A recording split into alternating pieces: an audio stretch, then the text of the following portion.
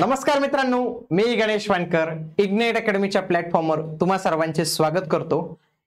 बीएमसीच्या एससीच्या civil इंजिनिअरिंगचे उमेदवार खूप दिवसापासून वाट पाहत होते किती कट ऑफ लागेल, कधी रिझल्ट लागेल।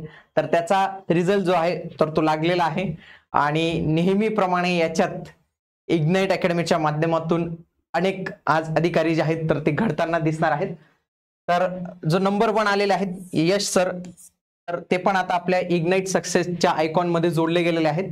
नुकतंच नाशिक येथे आम्हीच जे आहेत तर ती विद्यार्थिनी, तर त्यांचा पण नुकताच सत्कार जो आहे तर तो इथं आम्ही केलेला आहे। तर मेन म्हणजे बघा, हा रिझल्ट जो आहे तर तो नुकताच आलेला आहे। 14/7/2025 रोजी सांगतात ते, पण आता 15लाच काही वेळापूर्वीच आलेला आहे।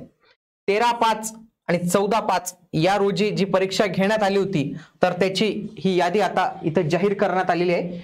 शैक्षणिक प्रमाणपत्र इतर कागदपत्रांच्या पडताळणी सापेक्ष तयार केलेली ही तात्पुरता निवड यादी जी आहे तर ती असणार आहे। आता याच्यानंतर जे आहे तर ते महत्त्वाच्या गोष्टी असतात त्या म्हणजे डॉक्युमेंट व्हेरिफिकेशनच्या आणि जॉइनिंगच्या। डॉक्युमेंट व्हेरिफिकेशन हे एकदाही होतं, त्याच्यानंतर जॉइनिंगच्या वेळी पण 2दा डॉक्युमेंट व्हेरिफिकेशन होतं। डॉक्युमेंट व्हेरिफिकेशन हा सगळ्यात एक महत्त्वपूर्ण टप्पा असतो। आता तुम्ही इथपर्यंत आलेले आहात तर याच्यामध्ये तुम्हाला काही कागदपत्र ही व्यवस्थित पद्धतीने जपून ठेवावे लागतील। एक म्हणजे सगळ्यात मेन म्हणजे जे तुमचं एनसीएल असतं तर ते एनसीएल फार महत्त्वाचं आहे। जे ओबीसी कॅटेगरी मधले असतात, एनटी मधले असतात, विजे मधले असतात, त्यांनी ही बाब प्रामुख्याने लक्षात ठेवा की तुमचं एनसीएल हे फार महत्त्वाचं आहे, त्याच्याशिवाय काहीच होणार नाही। तसेच जे कोणी कास्ट सर्टिफिकेट मधून असतील तर त्यांनी कास्ट सर्टिफिकेट, आणि ज्यांची व्हॅलिडिटी नसेल तर त्यांना मात्र लक्षात घ्या तुम्हाला 6 महिन्याच्या आत तुमच्या व्हॅलिडिटीचं प्रकरण टाकायचं आहे आणि व्हॅलिडिटी सक्सेसफुली काढून ठेवायची।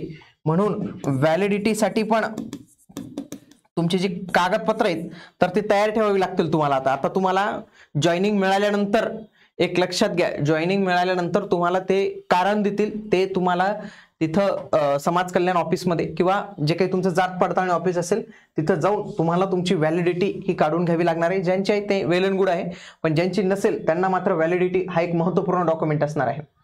खूप साऱ्या उमेदवारांच्या याच्यात डेट ऑफ बर्थ चेंज आहे थोडीशी, म्हणजे आधार कार्डवर वेगळे, शाळेच्या याच्यावर वेगळे, परत काही ठिकाणी वेगळी, तर ती थोडीशी व्यवस्थित पद्धतीने लक्षात घ्या। डेट ऑफ बर्थ साठी तुमचं जे जन्म प्रमाणपत्र आहे तर ते काढून ठेवा, कारण की जो आधार कार्ड आहे ना त्या आधार कार्डला आता जन्मतारीख फक्त जन्म प्रमाणपत्राने चेंज होते आणि ते पण डिजिटल लागतं, त्याच्यावर QR कोड पाहिजे, तेच बर्थ सर्टिफिकेट आता कन्सिडर केलं जातं आधारमध्ये, अदरवाईज तुमचं येऊन जातं। आणि आधारमध्ये जन्मतारीख फक्त एकदाच चेंज करता येते, एकदाच चेंज करता येते। म्हणून या गोष्टी तुम्ही लक्षात ठेवा, या एकदम छोट्या छोट्या गोष्टी आहेत, परंतु काय होतं तुम्ही एवढी मेहनत करून येतात, एवढा अभ्यास करून येतात आणि शेवटच्या क्षणाला काही गोष्टी नसेल तर तुम्हाला मानसिक त्रास जो आहे तर तो होत असतो।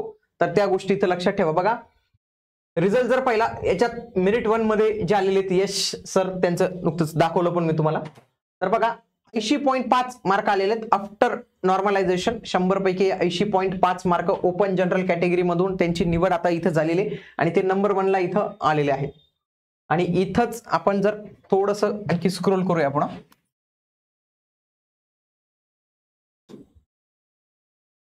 बघा ही संपूर्ण यादी आपल्याला इथं बघायला मिळते।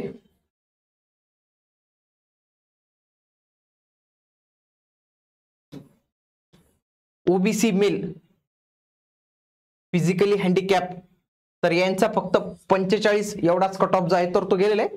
आता हे कट ऑफ वेगवेगळ्या पद्धतीने जे आहे तर ते व्हॅरी होत असतात। इथं आहे ना तुम्हाला समांतर आरक्षण पाहायला मिळेल, म्हणजे वुमन रिझर्वेशन, त्याच्यानंतर ST general, SCBC, woman reservation 3, बघा हे अशा पद्धतीने हे जे कोडिंग लँग्वेज आहे ना तर ही नथिंग बट काय ती त्यांची ही आहे ती, आलं लक्षात। तर या पद्धतीने निकाल लागलेला आहे। या प्रवासात तुम्हाला काही अडचणी वाटल्या असेल तर त्या आम्हाला नक्की कळवा। डॉक्युमेंट व्हेरिफिकेशनसाठी तुमच्याजवळ काय पाहिजे हे ऑलरेडी तुमच्याजवळ आहे, फक्त ते आता गॅदर करून ठेवा, व्यवस्थित पद्धतीने तयार करून ठेवा आणि त्याच्या संबंधी ज्या काही अपडेट्स भविष्यात येतील त्या तुम्हाला या चॅनलवर बघायला मिळणार आहे। म्हणून तुम्ही हे चॅनल आजच जे आहे तर ते सबस्क्राईब करून ठेवा आणि ज्या उमेदवारांची निवड झाली असेल तर त्यांना हार्दिक अभिनंदन। आणि तुमच्या या प्रवासात जर आमचं एक छोटंसं मार्गदर्शन तुम्हाला लाभलं असेल तर नक्की आम्हाला ते मार्गदर्शन देखील तुम्ही नक्की कळवा कमेंट बॉक्सच्या माध्यमातून। भेटूया आता आपण पुढील व्हिडिओमध्ये, तोपर्यंत जय हिंद।